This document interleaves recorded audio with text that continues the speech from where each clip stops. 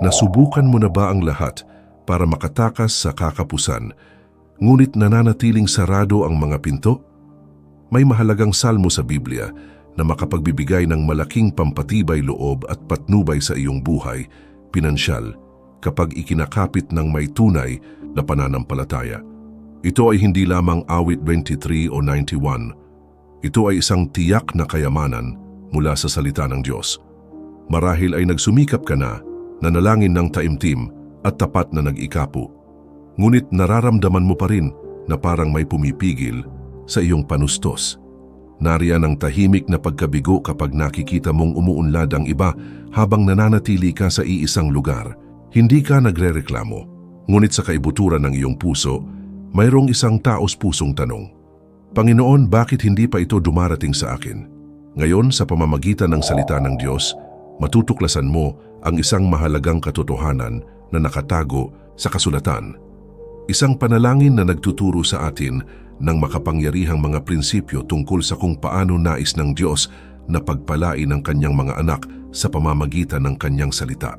Ang salmo na ito ay hindi lamang isang panalangin. Ito ay isang malalim na pagtuturo kung paano mapapalakas ang ating pananampalataya sa mahihirap na panahon. Ang iyong matutuklasan ay lubos na makapagpapabago ng iyong pananaw sa paglalaan ng Diyos, lalo na kung ilalapat mo ito ng may taimtim na puso. Huwag sumuko ngayon dahil kung ano ang darating ay eksaktong hinahanap ng iyong puso sa mahabang panahon. Ang simbahan ngayon ay nagturo sa atin na magtanong, ngunit minsan ay nakakalimutan din nating ipahayag ang mga pangako ng Diyos ng may pananampalataya. May mahalagang pagkakaiba sa pagitan ng pagtatanong sa Diyos at pagtitiwala sa mga pangako ng Diyos. Kapag nagtanong ka, ikaw ay nasa isang postura ng mapagpakumbabang pagtitiwala. Ngunit kapag ipinahayag mo ang mga pangako ng Biblia ng may pananampalataya, ginagamit mo ang pagtitiwala na nais ng Diyos sa kanyang mga anak. Ang ika-68 talatang 19 ay nagtuturo sa atin ng katotohanan ito. Purihin ang Panginoon na nagdadala sa atin araw-araw. Ang Diyos ang ating kaligtasan. Ang salitang nagdadala sa orihinal na Hebreo ay nangangahulugang sustain abundantly. Hindi lamang nais ng Diyos na matugunan ang iyong mga pangunahing pangangailangan, nalulugod siya sa ganap na pangangalaga sa iyo. Ngunit bakit napakaraming taos-pusong Kristiyano ang patuloy na namumuhay sa kakapusan kahit na alam nila ang mga talata tungkol sa kaunlaran? Dahil madalas nating ginagamit ang salita bilang isang desperadong panawagan kung kailan dapat natin itong gamitin bilang batayan ng ating pagtitiwala. Mayroong espiritual na autoridad sa loob mo na naisaaktibo sa sandaling ikaw ay naging anak ng Diyos. Ang autoridad na ito ay hindi nakadepende sa iyong damdamin o sa iyong bank account, nakadepende ito sa katapatan ng Diyos. Ang pagkakaiba sa pagitan ng isang umuunlad na Kristiyano at isang nahihirapang Kristiyano ay hindi kung gaano kalaki ang kanilang pananampalataya. Ito ay kung paano nila ginagamit ang kanilang pananampalataya. Naiintindihan ng isang tao na ibinigay na ng Diyos ang lahat kay Kristo. Ang iba ay nagpupumilit pa ring maniwala sa mga pangako ng Diyos. Kung ang paghahayag na ito ay nakaaantig na sa iyong puso, isulat dito sa mga komento. Nagtitiwala ako sa katapatan ng Diyos para sa aking buhay. Ang bawat salita ng pananampalataya na ipinahayag dito ay nagpapalakas sa ating espiritual na komunidad. Ngunit may mas malalim pang kailangan mong maunawaan tungkol sa partikular na awit na ito. Isang bagay na ganap na magbabago sa paraan ng iyong kaugnayan sa Diyos sa iyong mga panalangin.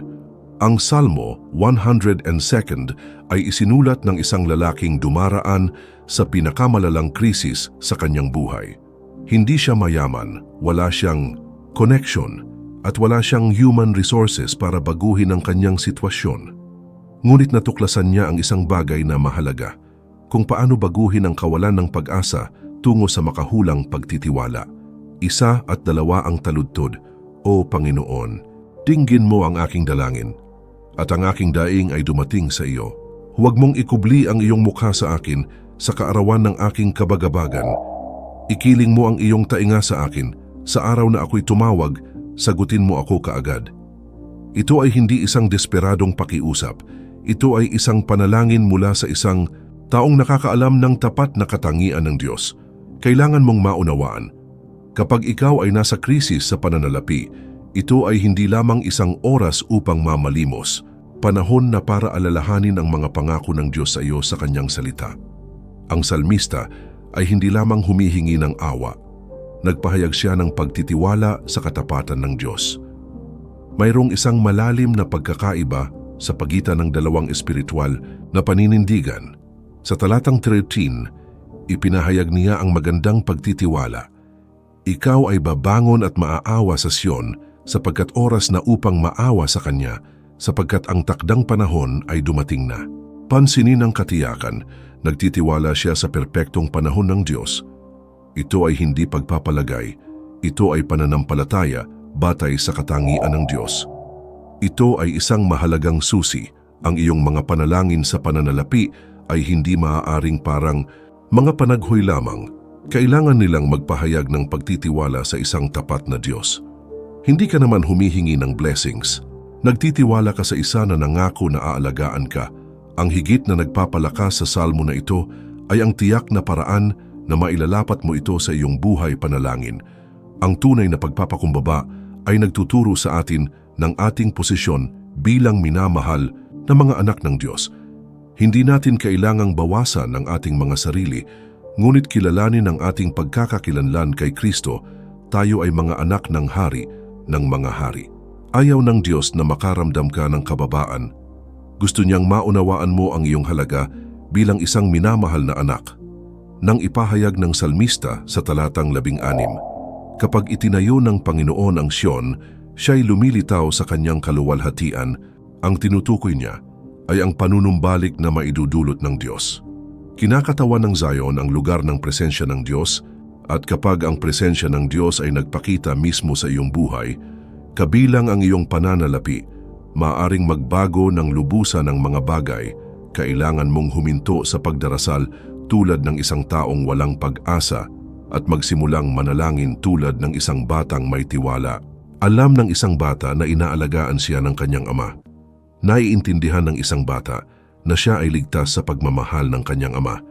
Ang pagbabagong ito sa pananaw ay hindi pagmamalaki.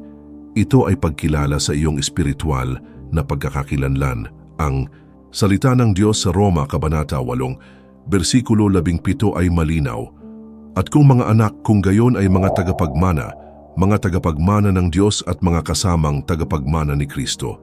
Ang pagiging kasamang tagapagmana ay nangangahulugan na mayroon kang daan sa mga pagpapala ng Diyos sa pamamagitan ni Kristo. Kung si Jesus ay inalagaan ng Ama, mapagkakatiwalaan mo rin ang pangangalagang iyon.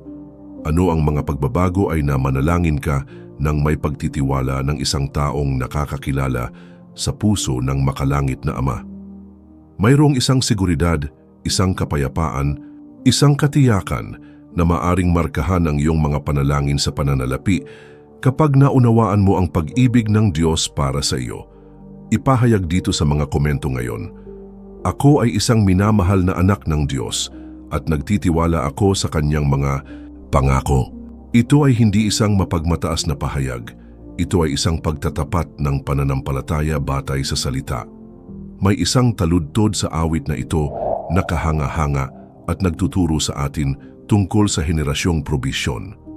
Verse 28, ang mga anak ng iyong mga lingkod ay mananatili at ang kanilang mga supling ay matatatag sa harap mo.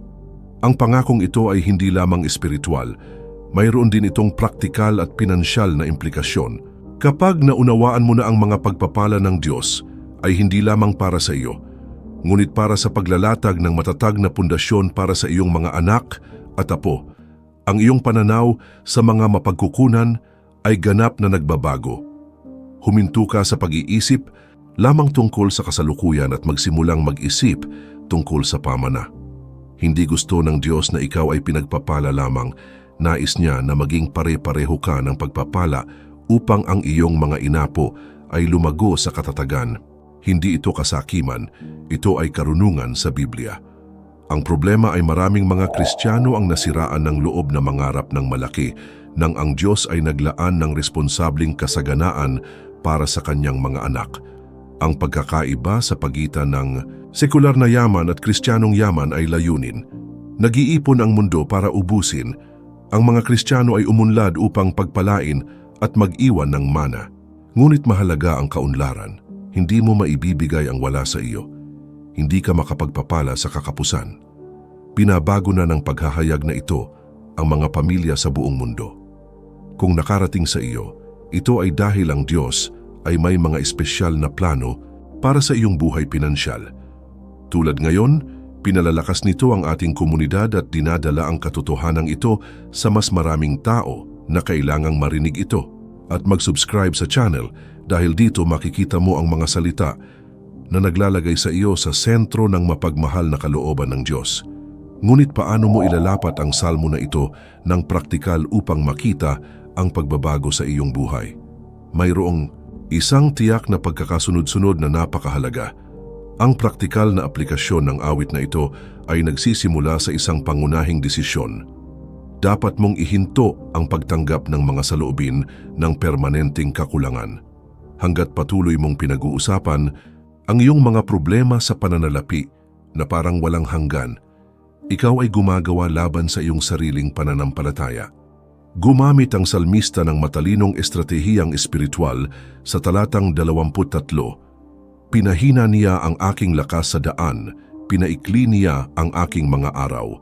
Kinikilala niya ang mahirap na katotohanan, ngunit hindi niya ito pinananatili ng permanente. Di nagtagal pagkatapos, sa talatang 24, binago niya ang kanyang pananaw. Sinasabi ko, Diyos ko, huwag mo akong alisin sa kalagitnaan ng aking mga araw, ang iyong mga taon ay sa lahat ng salinlahi. Ito ang pagkakaiba sa pagitan ng katapatan sa mahihirap na sitwasyon at mapanirang negatibong pag-amin. Maaari mong kilalanin ang isang mapaghamong sitwasyon nang hindi permanenteng nakikilala dito. Ang iyong mga salita ay may kapangyarihan, maaari silang bumuo ng pag-asa o sirain ang iyong pagtitiwala. Sa susunod na 7 araw, hayaang baguhin ng salita ng Diyos ang iyong isip. Kapag bumangon ang mga pag-iisip tungkol sa kakapusan, palitan sila ng mga pangako ng Biblia ng probisyon. Palaging may pasasalamat at pagtitiwala sa Diyos. Sa halip na sabihing, wala akong pera, maaari mong ipahayag, alam ng Diyos ang aking mga pangangailangan. Sa halip na sabihing, imposible para, sa akin maaari mong patunayan, sa Diyos walang imposible. Ito ay hindi mababaw na positibong pag-iisip. Ito ay pagpapanibago ng isip, batay sa salita ng Diyos. Inihahanay mo ang iyong mga iniisip sa mga katotohanan sa Biblia. At kapag nangyari iyon, lalakas ang iyong pananampalataya. Ang ikalawang praktikal na hakbang ay gawing isang personal na panalangin ng pagtitiwala ang awit na ito. Sa halip na basahin ito bilang pag-aaral lamang, mananalangin ka bilang isang nakakaalam sa puso ng Ama. Ang talatang 25 ang magiging paalala mo sa araw-araw. Noong unang panahon ay inilagay mo ang mga patibayan ng lupa at ang langit ay gawa ng iyong mga kamay. Kapag nagninilay-nilay ka sa pagkakatatag ng Diyos sa mundo at sa paglikha ng langit, naaalala mo na Siya ay may walang hanggang mga mapagkukunan. Kung nilikha niya ang lahat ng bagay, tiyak na mapangalagaan niya ang iyong sitwasyon sa pananalapi. Kailangan mong ipahayag ito ng may tapat na pananampalataya, hindi pagdududa. Mayroong pagkakaiba sa pagitan ng pagdarasal sa salmo na ito ng isang beses at pagninilay-nilay dito sa loob ng 7 magkakasunod na araw. Ang pag-uulit ay hindi para kumbinsihin ang Diyos. Ito ay para palakasin ang sarili mong pananampalataya. Sa bawat pagbubulay-bulay mo sa mga katotohanan ito, lumalakas ang iyong kumpiyansa at nagiging mas malinaw ang iyong pag-asa. Sa loob ng 7 araw na ito, mapapansin mong magsisimulang magbago ang iyong pananaw sa probisyon. Ihihinto mo na ang pagiging normal ng kakapusan at sisimulan mong makita ang pagkabukas palad ng Diyos bilang isang katotohanan. Ang pagbabagong ito ng kaisipan ay mahalaga sa pagtanggap ng mga pagpapalang gustong ibigay ng Diyos. Kung determinado kang pagnilayan ang awit na ito sa susunod na 7 araw, ipahayag dito. nagtitiwala ako sa mapagmahal na probisyon ng Diyos. Bumuo tayo ng isang malakas na komunidad ng pananampalataya sa mga komento. May pangatlong hakbang na talagang mahalaga para makita ang mga praktikal na resulta. Ang ikatlong hakbang ay kung ano ang naghihiwalay sa mga nananalangin lamang sa mga kumikilos din ng may pananampalataya. Kailangan mong gumawa ng mga praktikal na aksyon na nagpapakita ng iyong pagtitiwala sa Diyos. Ang pananampalataya na walang gawa ay patay at ito ay partikular na kapit sa iyong mga panalangin para sa probisyon. Sa susunod na 7 araw, habang nananalangin ka gamit ang salmo na ito, kailangan mo ring gumawa ng praktikal na mga desisyon na nagpapakita ng iyong pananampalataya. Hindi ito nangangahulugan ng paggastos ng pera na wala ka. Ito ay nangangahulugan ng pag-aayos ng iyong buhay bilang isang taong nagtitiwala sa paglalaan ng Diyos. Ayusin ang iyong mga dokumento sa pananalapi. Bayaran ang maliliit na utang na kabut kaya mo. I-update ang iyong resume. Magsaliksik ng mga pagkakataon sa trabaho o kita. Ayusin ang iyong tahanan. Ang mga ito ay maaring mukhang maliit na mga detalye, ngunit ang mga ito ay nagpapakita sa Diyos na ikaw ay naghahanda upang tanggapin ang iyong pinagkakatiwalaan. Maraming mga Kristiyano ang nananalangin para sa mga himala sa pananalapi, ngunit namumuhay ng hindi maayos, na parang hindi nila inaasahan na sasagutin ang kanilang mga panalangin. Maaaring gawin ng Diyos ang supernatural, ngunit inaasahan din niya na maging responsable ka sa natural. Ang biblikal na kasaganaan ay hindi magic. Ito ay isang partnership sa pagitan ng iyong pananampalataya at ng iyong responsibilidad. Binubuksan ng Diyos ang mga pintuan, ngunit kailangan mong magkaroon ng lakas ng loob na lampasan ang mga ito. Lumilikha siya ng mga pagkakataon, ngunit kailangan mong maging handa na kilalanin at sakupin ang mga ito. Ang ika-4 na hakbang ay tungkol sa banal na timing. Ang salmo na ito ay isinulat ng isang taong nakaunawa na may tamang panahon para sa bawat pagpapala na mahayag. Sa ika-13 taludtod, ipinahayag niya ang pagtitiwala. Dumating na ang takdang panahon. Hindi ito pagpapalagay, ito ay pananampalataya sa perpektong panahon ng Diyos. Gumagawa ang Diyos sa espiritual na mga panahon at panahon. May tamang panahon para magtanim, may tamang panahon sa pagdidilig, at may tamang panahon sa pag-aani. Ang ginagawa mo ngayon ay ang pagtatanim ng mga binhi ng pananampalataya na maaaring patubuin ng Diyos sa kanyang sariling panahon. Ngunit kailangan mong maunawaan ang isang mahalagang bagay. Ang mga unang araw ay maaaring hindi magpakita ng mga nakikitang pagbabago. Hindi ito nangangahulugan na walang nangyayari. Sa espiritual na kaharian, gumagawa ang Diyos kahit na hindi natin nakikita ang mga agarang resulta.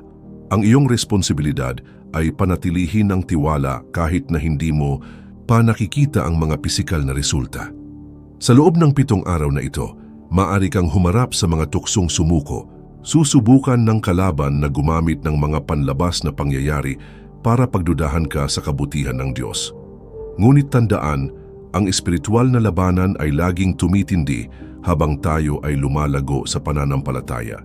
Nais ng Diyos na gamitin ang iyong buhay bilang isang patutuo ng kanyang katapatan. Ibahagi ang video na ito ngayon sa isang taong nangangailangan ng pag-asa na ito. Maaari kang maging instrumento na ginagamit ng Diyos para hikayatin ang ibang tao. Ngayon ay oras na para makatanggap ka ng isang panalangin na tatatakan ang lahat ng napag-usapan natin dito. Ihanda mo ang iyong puso dahil sama-sama tayong mananalangin batay sa salmo na ito. Dumating na ang oras para sabay tayong manalangin base sa lahat ng ating napag-aralan. Ang awit 120 ay hindi lamang isang teksto na dapat basahin. Ito ay pinagmumulan ng pampatibay loob na ipamuhay sa pamamagitan ng taimtim na panalangin. At ngayon lalahok ka sa isang panalangin na nag-uugnay sa iyong puso sa diwa ng awit na ito. Bago tayo magdasal ng sama-sama, gusto kong maunawaan mo kung ano ang nangyayari ngayon. Hindi ka nagkataon na nakarating dito. Inihanda ng Diyos ang pagpupulong na ito dahil mayroon siyang tiyak na mga plano para sa iyong buhay. Ang mga salitang sasabihin mo ngayon ay hindi lamang pag-uulit, ito ay taus-pusong pagpapahayag ng pagtitiwala na magpapatibay sa iyong pananampalataya. Ipikit ang iyong mga mata kung nasa angkop na lugar ka o panatilihing nakatutok ang iyong puso kung nasa publiko ka. Sama-sama tayong manalangin at maaari mong ulitin ang bawat salita ng may taimtim na pananampalataya. Ama sa langit, lumalapit ako sa iyo ng may pusong nagpapasalamat, kinikilala na ikaw ang Diyos na nagbibigay ng lahat ng aming pangangailangan ayon sa iyong kayamanan sa kaluwalhatian. Nagtitiwala ako sa iyong katapatan at sa mga pangako ng iyong salita. Panginoon, kung paanong inalagaan mo ang salmista sa kanyang paghihirap, alam kong aalagaan mo rin ako. Tulungan akong magtiwala sa iyong perpektong panahon at sa iyong mapagmahal na probisyon. Naway ang aking buhay ay maging isang testamento sa iyong kabutihan at naway ako ay maging bukas palad tulad ng iyong pagiging bukas palad sa akin. I-renew ang aking isipan gamit ang iyong salita at turuan akong pangasiwaan ang lahat ng iyong inilagay sa aking mga kamay. Naway maging daan ako ng pagpapala sa iba at naway lumaki ang aking mga inapo na alam ang iyong katapatan. Nagtitiwala ako na alam mo ang aking mga pangangailangan bago pa man ako magtanong at ang pag-ibig mo sa akin ay higit sa anumang pangyayari. Palakasin ang aking pananampalataya para sa mga darating na araw at naway masaksihan ko ang iyong kabutihan sa aking buhay. Sa pangalan ni Hesukristo. Amen. Gumagawa na ang Diyos sa iyong buhay. Ang panalangin ito na katatapos lang nating ipanalangin ay nakaantig sa puso ng ating Ama sa Langit. Ang awit 122 ay naging isang buhay na pinagmumulan ng pampatibay loob para sa iyo. At sa mga darating na araw ay mararanasan mo kung paano pinalalakas ng salita ng Diyos ang ating pananampalataya. Ngunit tandaan ang isang bagay na napakahalaga. Ang awit na ito ay gagana lamang sa lawak ng iyong katapatan at pagpupursige. Sa susunod na 7 araw, pagnilayan ang mga katotohanan ito araw-araw. Huwag panghinaan ang loob sa 3 araw kung wala ka pa ring nakikitang pagbabago. Huwag mag-alinlangan sa 5 araw kung ang mga pangyayari ay tila pareho. Ang pananampalataya ay umuunlad sa pamamagitan ng pagtitiyaga sa salita. Malapit, munang maranasan ang bagong pagkaunawa sa probisyon ng Diyos. Maaring bumukas ang mga pintong nakasara. Maaring lumitaw ang mga pagkakataong tila imposible. Maaring magpakita ang mga mapagkukunang kailangan mo. Hindi ito pagnanasa, ito ay pagtitiwala batay sa katapatan ng Diyos. Ngayon gusto kong gumawa ka ng isang bagay na makapangyarihan. Isulat dito sa mga komento. Nagtitiwala ako sa mapagmahal na probisyon ng Diyos para sa aking buhay. Ang bawat pahayag dito ay nagpapatibay sa ating komunidad ng pananampalataya at lahat tayo ay magkakaisa sa pagtitiwala sa iisang tapat na Diyos. Kung nakarating sa iyo ang salitang ito ngayon, ito ay dahil may espesyal na inihanda ang Diyos.